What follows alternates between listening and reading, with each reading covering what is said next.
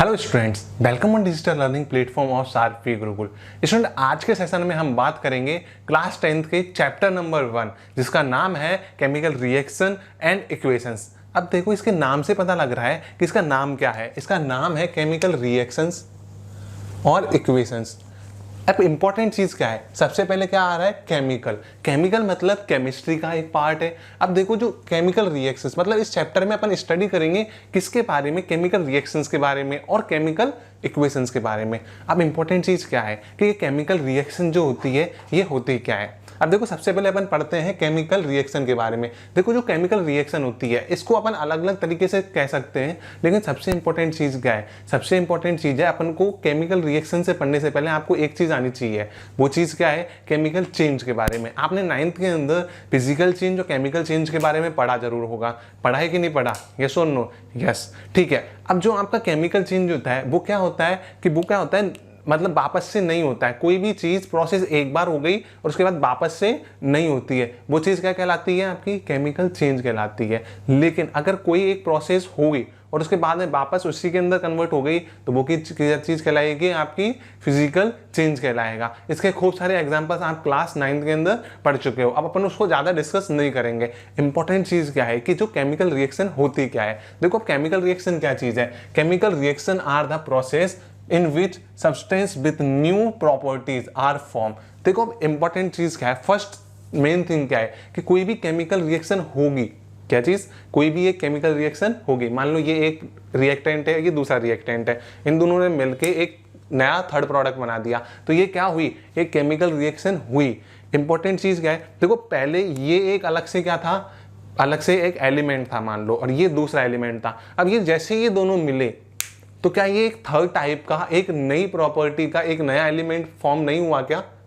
Yes और no? Important चीज है कि एलिमेंट कंपाउंड जो भी बोल रहा हूं आप इसको, ये एक फॉर्म हुआ। यही चीज ये कहना चाह रहा है कि जब भी कोई भी chemical reactions, when any chemical reaction और process is happen in which substance with new properties are form, तो मतलब जो भी अपना नया सब्सटेंस बनेगा उसकी प्रॉपर्टी क्या होगी, डिफरेंट होगी as compare to previous one in that be mixed.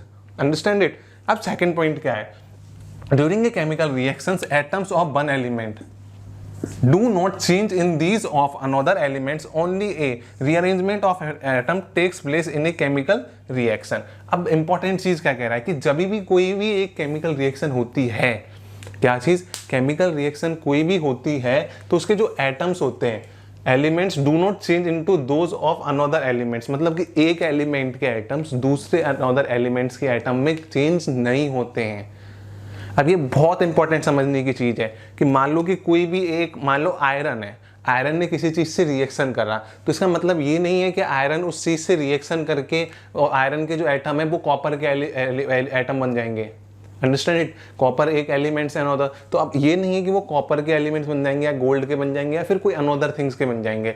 इसका मतलब क्या है कि अगर आयरन रिएक्शन कर रहा है तो हो सकता है कि पहले आयरन कोई और दूसरी चीज में था, मतलब किसी और फॉर्म के अंदर था, लेकिन अब किसी और फॉर्म में किसी और के साथ कंबाइन हो। लेकिन इंपॉर्टेंट चीज क्या है कि उसके जो एटम्स हैं वो क्या रहेंगे, आयरन के ही रहेंगे।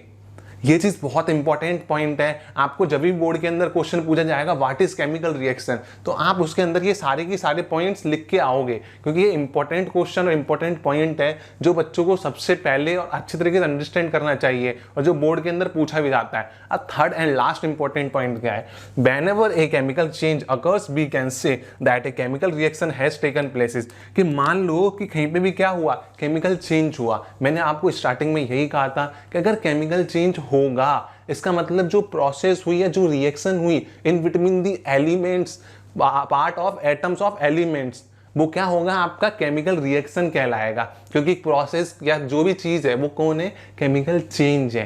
केमिकल चेंज है तो उसके अंदर कौन सी रिएक्शन कहलाएगी, केमिकल रिएक्शन कहलाएगी। स्टूडेंट, अब अपन डिस्कस करेंगे some examples of the chemical reaction. Important thing क्या है, देखो अब पहला जो एग्जांपल है वो क्या है, फूड इज कुक्ड।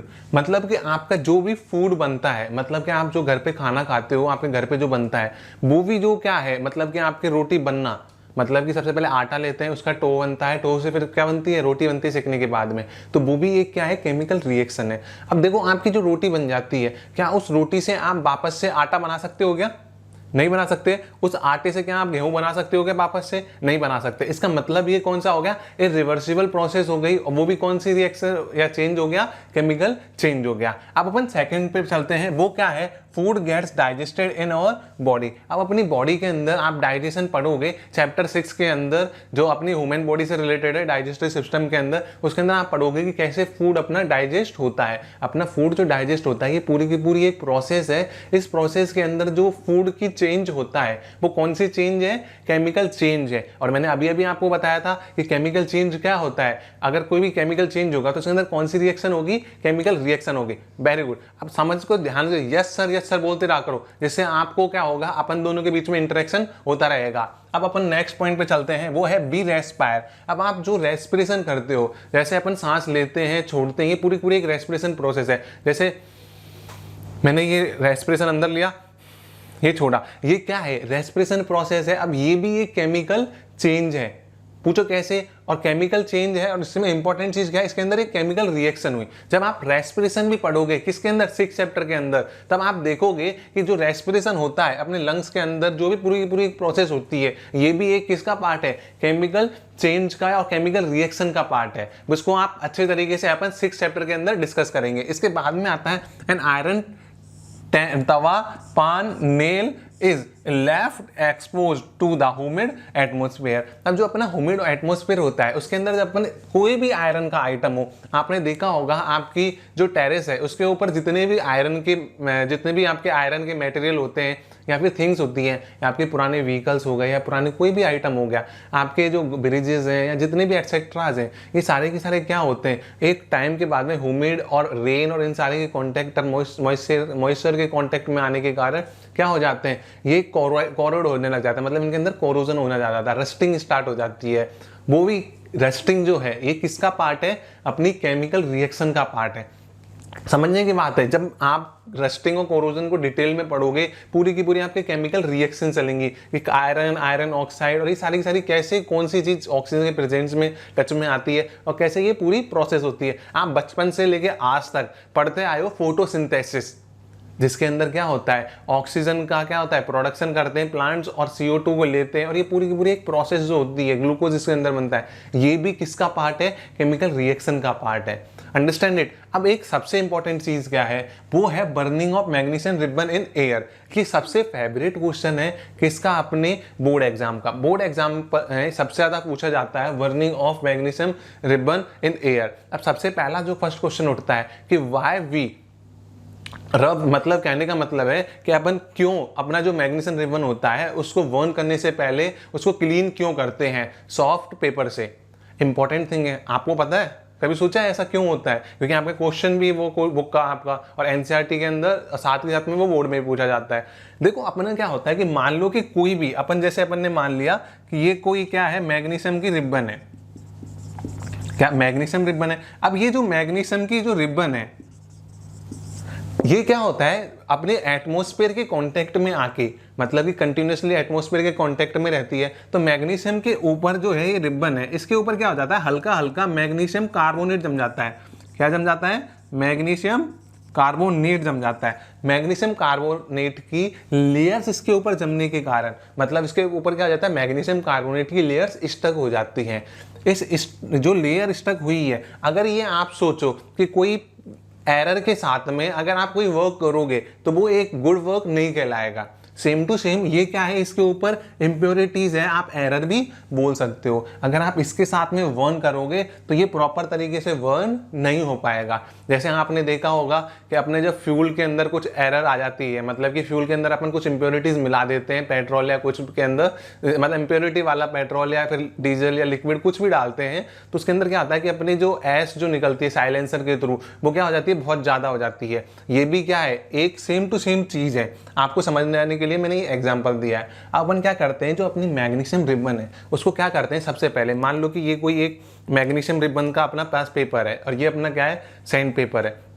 ठीक है। अब उसको अपन ने क्या करते हैं कि इसको पहले अच्छे तरीके से रब कर लेते हैं, क्लीन कर लेते हैं। इससे क्या होता है, अब अपने पास में कौन रहा, सिर्फ और सिर्फ मैग्नीशियम रिबन। अब इस मैग्नीशियम रिबन को क्या करते हैं, अपन बर्न करते हैं। अब मैग्नीशियम रिबन को अपन डायरेक्ट ना बर्न करके अपन क्या करते हैं, उसको टोंग से पकड़ते हैं, जिससे अपना हैंड या फिर उसमें जो बर्नर से जो अपनी फ्लेम निकलेगी, स्पार्क निकलेगी, उससे अपनी बॉडी को कोई हार्मफुल इफेक्ट ना हो। एक क्या होता है, अपन ने मैग्नीशियम रिबन ले लिया, उसको क्या करा, टोंग से पकड़ लिया। अब ये देखो बर्नर है, ये एक्टिविटी बहुत इंपॉर्टेंट चीज है। अब अपन ने क्या करा, जब अपन मैग्नीशियम रिबन को अपन क्या करते हैं, बर्न करते हैं, तो अपने पास में वाइट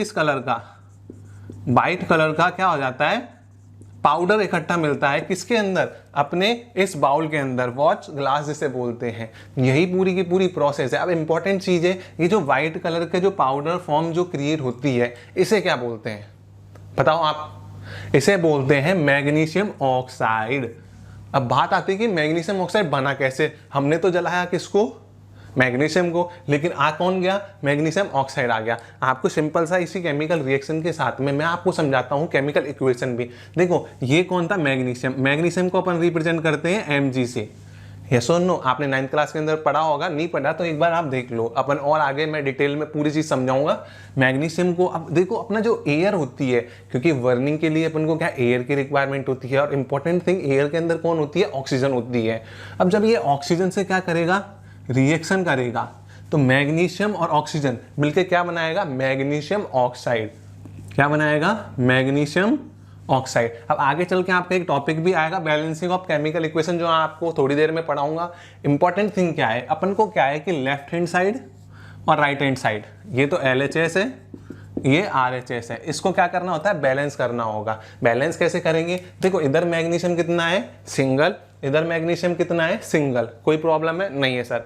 इधर ऑक्सीजन कितने हैं, 2, इधर ऑक्सीजन कितने हैं, सिंगल। अब अपन को क्या करना है, अब मैग्नीशियम तो सेम था, कोई प्रॉब्लम नहीं है, लेकिन ऑक्सीजन के अंदर वेरिएशन है, डिफरेंस है। अब इधर 2 है, तो इधर 2 बनाने के लिए मैं क्या करूंगा, इस जगह क्या लगा दूंगा, 2 लगा दूंगा। देखो 2 लगा दिया। अब ऑक्सीजन तो 2 हो गए, लेकिन साथ में क्या मैग्नीशियम भी 2 हो गए क्या, यस और नो। अब देखो ऑक्सीजन तो बैलेंस हो गया, लेकिन मैग्नीशियम बैलेंस नहीं हुआ। तो मैग्नीशियम को बैलेंस के लिए अब यहाँ पर भी 2 ऑक्सीजन चाहिए मेरे को। अब बच्चे क्या करते हैं, इस जगह 2 लगा देते हैं, और ये 2 क्या है, गलत है। इस जगह अपन कभी भी नहीं लगाते हैं, ये नेचुरल फॉर्म होती है, इसके अंदर कभी भी छेड़छाड़ नहीं करते हैं। अपन को क्या, इस जगह ना लगा के अब 2 अपन इस जगह लगा देंगे। अब देखो ऑक्सीजन यहाँ पर कितने हैं, LHS में 2, इधर ऑक्सीजन कितने हैं, RHS में 2, इधर मैग्नीशियम कितने हैं अपने पास, RHS में 2, और इधर मैग्नीशियम कितने हैं, 2। स्टूडेंट अब हम बात करेंगे बोर्ड एग्जाम के सबसे मोस्ट फेवरेट क्वेश्चन। उसका नाम क्या है, उसका नाम है characteristic of the chemical reactions. अब आपके चाहे स्कूल के कोई सा भी एग्जाम हो और बोर्ड एग्जाम हो, इनके अंदर मैक्सिमम केसेस में या तो जो मैंने आपको बताया, या तो उस टाइप से क्वेश्चन आता है, या फिर इनडायरेक्टली और डायरेक्टली इससे रिलेटेड एक टॉपिक से एक क्वेश्चन जरूर आता है, चाहे 1 नंबर का ही आए, लेकिन आएगा जरूर। उसका नाम क्या है, characteristic of A chemical reaction. देखो कैरेक्टरिस्टिक ऑफ केमिकल रिएक्शन होता क्या है, इसके अंदर क्या अपन बात करते हैं कि कोई भी रिएक्शन केमिकल रिएक्शन है या नहीं है, इस चीज को डिसाइड करने के लिए अपन को कुछ एक कैरेक्टरिस्टिक होते हैं, जिनसे अपन डिसाइड करते हैं कि कोई भी एक रिएक्शन केमिकल रिएक्शन है या नहीं है। अब पहली चीज क्या है, पहली चीज है उसका नाम है इवोल्यूशन ऑफ गैस। क्या है, इवोल्यूशन ऑफ गैस। देखो नाम से पता लग रहा है इवोल्यूशन, इवोल्यूशन मतलब क्या होता है, इवोल्यूएट होना। इवोल्यूएट मतलब क्या होता है, निकलना, आप बोल सकते हो बाहर की तरफ निकलना। अब देखो करना क्या है, इसके अंदर कोई भी एक रिएक्शन है, उसके अंदर अगर कोई भी गैस का क्या हो रहा है, इवोल्यूशन हो रहा है, इसका मतलब क्या हो गया कि वो एक केमिकल रिएक्शन होने के चांसेस हैं। अब देखो सबसे इंपॉर्टेंट चीज, अपन इसके लिए एक अपन एक्टिविटी करते हैं और प्रैक्टिकल करते हैं, जो अपनी एनसीईआरटी बुक के अंदर भी गिवन है। देखो पहली चीज, इसके अंदर क्या करना है आपको, एक कॉनिकल फ्लास्क के अंदर, क्या ये कॉनिकल फ्लास्क लिया, इस कॉनिकल फ्लास्क के अंदर आपको क्या करना है, डाइल्यूट सल्फ्यूरिक एसिड, जिसे अपन क्या बोलते हैं, H2SO4। याद रखना इसका फॉर्मूला बहुत इंपॉर्टेंट है, पूछा जाता है, ठीक है। डाइल्यूट सल्फ्यूरिक एसिड, इसके अंदर क्या करा अपन ने, जिंक ग्रेनल्स को डाल दिया। जिंक तो आप जानते ही हो, जिसको रिप्रेजेंट करते हैं Zn से। अच्छा अपन डाइल्यूट सल्फ्यूरिक एसिड के अंदर जिंक ग्रेनल्स को डालते हैं, तो उससे क्या होता है कि ये दोनों एक दूसरे से रिएक्शन करते हैं। अब इससे पहले मैं एक अरेंजमेंट बताता हूँ कि अपन ने इस जगह क्या करा कि एक कॉक का ढक्कन ले लिया और इस जगह ग्लास ट्यूब लगा दी। ये कॉर्क लगा दिया अपन ने। ये कॉर्क इसलिए लगाया जिससे डायरेक्ट हाइड्रोजन गैस या जो भी गैस इवॉल्व हो वो क्या हो, डायरेक्ट एक साथ ज़्यादा क्वांटिटी में ना होकर एक स्मॉल क्वांटिटी में पाइप के थ्रू, ग्लास ट्यूब के थ्रू वो ट्रांसफर बाहर की तरफ हो। अब इंपॉर्टेंट चीज़ क्या है, अब ये हाइड्रोजन गैस क्या हुई, इससे इवॉल्व हुई, इसीलिए इसका नाम क्या है, इवोल्यूशन ऑफ हाइड्रोजन गैस। अब इसमें अपन ये भी बोल सकते हैं इवोल्यूशन ऑफ हाइड्रोजन गैस, आपसे ये भी क्वेश्चन पूछा जा सकता है, या फिर इवोल्यूशन ऑफ गैस भी हो सकता है। अब देखो ये पूरी प्रोसेस हुई कैसे, देखो अपन ने क्या करा, ये कोई Zn है, समझ में आया। इसके अंदर क्या करा, H2SO4 के अंदर जब अपन ने डाला, H2SO4 के अंदर अपन ने डाला, तो इस Zn ने क्या करा कि इस SO4 के साथ में रिएक्शन कर ली। मैं आपको पढ़ाऊंगा डिस्प्लेसमेंट रिएक्शन, उसके अंदर मैं बताऊंगा कि कैसे एक पावरफुल जो भी कोई भी एलिमेंट होगा या फिर चीज होगी वो क्या करती है, कैसे कम पावरफुल को क्या कर देती है, डिस्प्लेस कर देती है। और इसको अपन ने साथ में जोड़ लिया, तो क्या बन गया, ZnSO4+। अब बचा कौन यहाँ पर, H2, तो इस जगह क्या बच गया, H2, और ये H2 क्या हो गई, बाहर निकल गई। और ये जो बाहर H2 निकली यही कौन सी है, हाइड्रोजन गैस जो इसके थ्रू निकली। अब आप चाहो तो इसको चेक भी कर सकते हो क्योंकि हाइड्रोजन गैस तो आपको दिखेगी नहीं। अब आप क्या कर सकते हो कि आप एक काम कर सकते हो कि एक मोमबत्ती लेके, कैंडल लेके, मतलब 1 कैंडल ली आपने और उसको इसके पास में लेके जाओगे। तो आपने एक प्रैक्टिकल पढ़ा होगा या फिर आप आगे चल के पढ़ोगे कि जब कैंडल को अपन हाइड्रोजन गैस के बबल के पास में लेके जाते हैं तो वो क्या करती है, पॉपअप के साउंड के साथ में वर्स्ट होते हैं, जो अपने क्या होते हैं, ववल्स होते हैं, किसके, हाइड्रोजन गैस के। जैसे मैं यहाँ पर लेके गया तो ये क्या करेंगे, पट पट ऐसे करके क्या करेंगे, अपने हाइड्रोजन गैस के ववल्स को वर्स्ट करेंगे।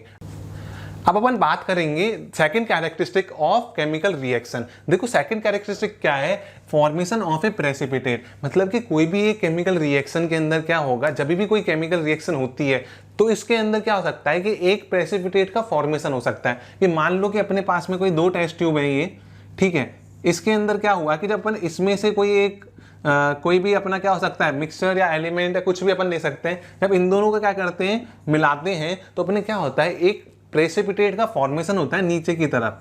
क्या, प्रेसिपिटेट का फॉर्मेशन होता है नीचे की तरफ, उसे ही क्या कहते हैं, फॉर्मेशन ऑफ ए प्रेसिपिटेट। ये भी एक कैरेक्टरिस्टिक है किसकी, केमिकल रिएक्शन की। इसके बाद में अपन और चेक कर सकते हैं कि जब भी कोई भी एक केमिकल रिएक्शन होगी तो उसके अंदर क्या होगा, उसका कलर चेंज होगा। ये भी एक one of the most important characteristic है किसकी, केमिकल रिएक्शन की। यदि मान लो ये कोई एक चीज है और ये कोई दूसरी है, रिएक्टेंट है, ये 2 रिएक्टेंट है, इन दोनों को मैंने क्या करा, मिक्स करा। जब अपन इन दोनों को मिक्स करते हैं तो जब इसके अंदर मैंने ये डाल दिया तो ये क्या करेंगे, दोनों के दोनों मिलके एक नई टाइप की थिंग्स बनाएगा। जैसे फॉर एग्जांपल मैंने क्या करा, ये एक रिएक्टेंट है, इस रिएक्टेंट के ऊपर मैंने ये दूसरा रिएक्टेंट मिला दिया।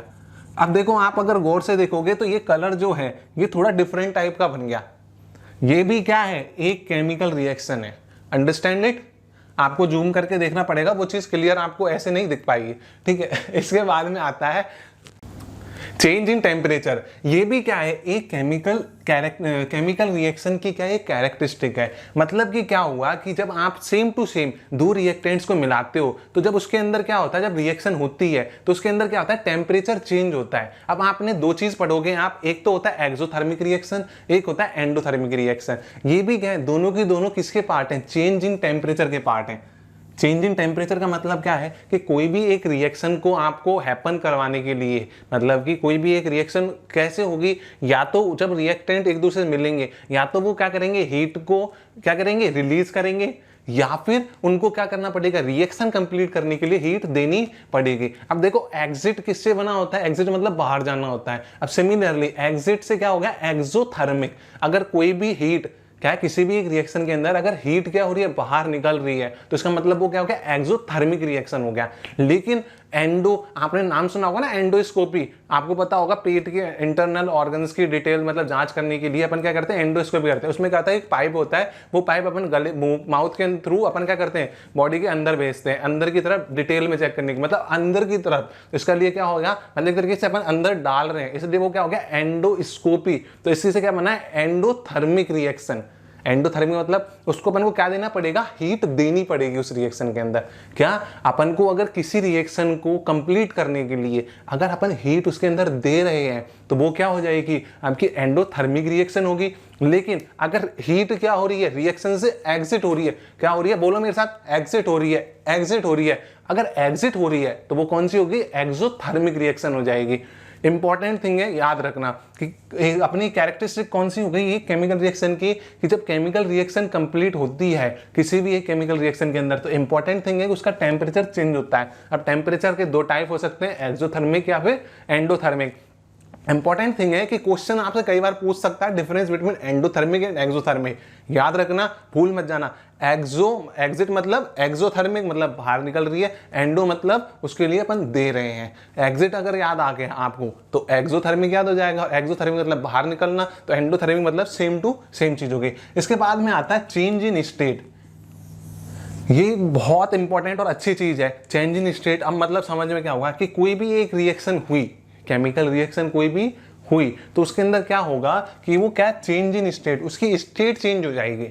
क्या चीज चेंज हो जाएगी, स्टेट चेंज हो जाएगी। लेकिन बच्चों को एक प्रॉब्लम होती है कि आपके क्या होता है कि एक सिंबल्स यूज करते हैं केमिकल रिएक्शन के अंदर, एक तो एस यूज किया जाता है, एक क्या किया जाता है, जी किया जाता है, एक एल किया जाता है और एक ए क्यू किया जाता है।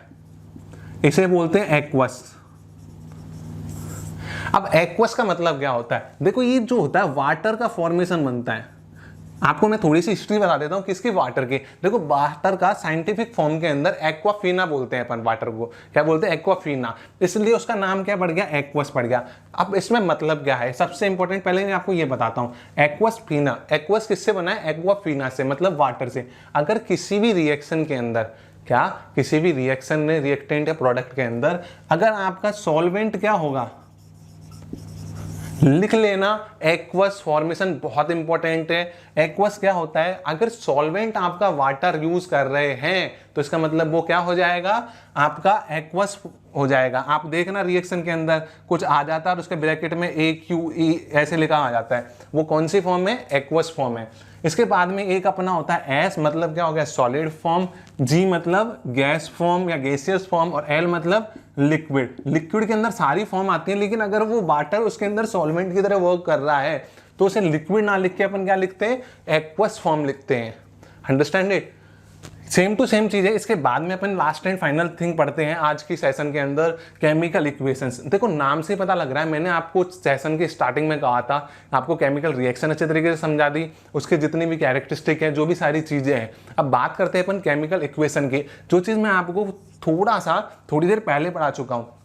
केमिकल इक्वेशन होती क्या है कि आपके कोई भी एक केमिकल रिएक्शन हुई, जैसे क्या करा अपन ने, मैग्नीशियम को ऑक्सीजन की प्रेजेंट में, मतलब एयर की प्रेजेंस के अंदर जब बर्न करा तो उसके अंदर क्या बनाता, मैग्नीशियम ऑक्साइड बनाता। अब ये तो अपन बोल रहे हैं थ्योरेटिकली, अंडरस्टैंड इट, कि when magnesium burn in presence of air, bracket में ऑक्सीजन लिख सकते हो आप चाहो तो, then it form a magnesium oxide with white powder या फिर एस, ठीक है, अंडरस्टैंड इट। अब देखो अपने नेक्स्ट चीज क्या है कि अपने इसी को अगर अपन क्या लिखें, थोड़ी इक्वेशन फॉर्म में लिखें। इक्वेशन फॉर्म में मतलब अपन जैसे मैथ में लिखते हैं x + y = z, लिखते हैं कि नहीं लिखते हैं, सेम टू सेम चीज, magnesium plus oxygen equal to magnesium oxide. लेकिन देखो वो इतना लंबा बोल रहे थे, अब वो क्या है, वो भी एक इतनी लंबी थ्योरेटिकल लाइन थी। अब देखो ये भी इतना लंबा है, तो अपन इसको क्या करते हैं, थोड़ा शॉर्ट फॉर्म में कर देते हैं। इसको अपन ने मैग्नीशियम को सिंबलाइज कर दिया Mg से, ऑक्सीजन को O2 से, और इसको फॉर्म कर दिया MgO से। किससे कर दिया, MgO से। अब एक अंडरस्टैंड की थिंग क्या है कि कोई भी रिएक्शन से पहले की जो चीजें होती हैं, मतलब कि कोई रिएक्शन कुछ मिक्स नहीं हुई, मान लो ये एक थिंग थी और ये दूसरी थिंग है, ये एक थिंग है और ये दूसरी थिंग है, इन दोनों को मैंने मिलाया, रिएक्शन हुई, उससे पहले इनको क्या बोलेंगे, रिएक्टेंट्स बोलेंगे। मेरे साथ बोलो, क्या बोलेंगे, रिएक्टेंट्स बोलेंगे। और जब ये मिल गई, मिक्स होकर कोई नया कंपाउंड या कोई नई थिंग, एलिमेंट कुछ भी फॉर्म हुआ, उसे क्या बोलेंगे अपन, प्रोडक्ट्स बोलेंगे। क्या बोलेंगे, प्रोडक्ट्स बोलेंगे। Understand it. तो अपने कोई भी रिएक्शन को मतलब कोई भी रिएक्शन हो रही है उसको रिप्रेजेंट किससे, सिंबलाइज कैसे करते हैं, एक एरो से करते हैं। क्या करते हैं, एरो ये बताता है कि अपन को रिएक्शन किस डायरेक्शन में हो रही है। अंडरस्टैंड इट, कि अपन ने एरो इधर की साइड का मतलब ये इधर से इधर हो रही है। जैसे अपने क्या होता है कि डायरेक्शन के लिए होता है ना arrow, same to same thing. अब ये Mg + O2 = MgO, ये इन्हें क्या बोल दिया अपन ने, रिएक्टेंट्स, और इन्हें क्या बोल दिया, प्रोडक्ट्स। यस और नो। अब समझने की बात क्या है इनके अंदर कि जो ये तो रिएक्टेंट है और ये क्या है, प्रोडक्ट है। अब इनको बैलेंस करना मैंने आपको लास्ट टाइम पे भी समझाया था, सेम टू सेम, कि ऑक्सीजन 2 है, यहाँ पर ऑक्सीजन 1 है, mg सेम है, mg सेम है, बैलेंस करने के लिए यहाँ 2 लगा दिया और यहाँ पर भी 2 लगा दिया, 2 mg 2 ऑक्सीजन और 2 mg और 2 ऑक्सीजन। Understand it. अब देखो क्या है, आपको ये सारी चीज समझ में आ गई। हो सकता है आपको डाउट हो बैलेंसिंग ऑफ केमिकल इक्वेशन के अंदर। अगले सेशन के अंदर मैं बिल्कुल डिटेल के अंदर जितने भी आपकी एनसीईआरटी के एग्जांपल्स, क्वेश्चंस, इंटरनल एक्सटर्नल, अच्छे तरीके से फुल कॉन्सेप्ट के साथ में अपन डिस्कस करेंगे केमिकल इक्वेशन को कैसे बैलेंस किया जाता है, क्योंकि केमिकल इक्वेशन को बैलेंस करना बहुत इंपॉर्टेंट थिंग है। आपको जितनी भी रिएक्शंस होंगी उनके अंदर काम आएगा, पहली चीज तो। और दूसरी चीज, आपके बोर्ड एग्जाम के अंदर भी बहुत बार पूछा जाता है। लास्ट ईयर भी क्वेश्चंस आए थे, उससे पहले भी आए थे, और ये हमेशा आते रहते हैं। उसके बाद में अलग से सेपरेट पार्ट में सेकंड पार्ट वो होगा, उसके बाद में एक थर्ड पार्ट और आएगा जिसके अंदर आपका चैप्टर कंप्लीट हो जाएगा। उसके अंदर अपन क्या क्या बात करेंगे, various types of chemical reactions के बारे में बात करेंगे, जिसके अंदर आपकी एडिशन, सब्ट्रैक्शन और डिस्प्लेसमेंट, डबल डिस्प्लेसमेंट एक्सेट्रा जितनी भी है सारी की सारी वो डिस्कस करेंगे। और उसके बाद में अपन क्या, रेडॉक्स रिएक्शन, रेडॉक्स क्या होती है, oxidation plus reduction reaction. And उसके अलावा अपन कोरोजन और रेंसिडिटी एक्सेट्रा जितने भी पॉइंट्स हैं उनको बिल्कुल अच्छे तरीके से डिटेल में अंडरस्टैंड करेंगे और बिल्कुल समझेंगे। मिलते हैं अगली वीडियो में, तब तक के लिए धन्यवाद। जय हिंद।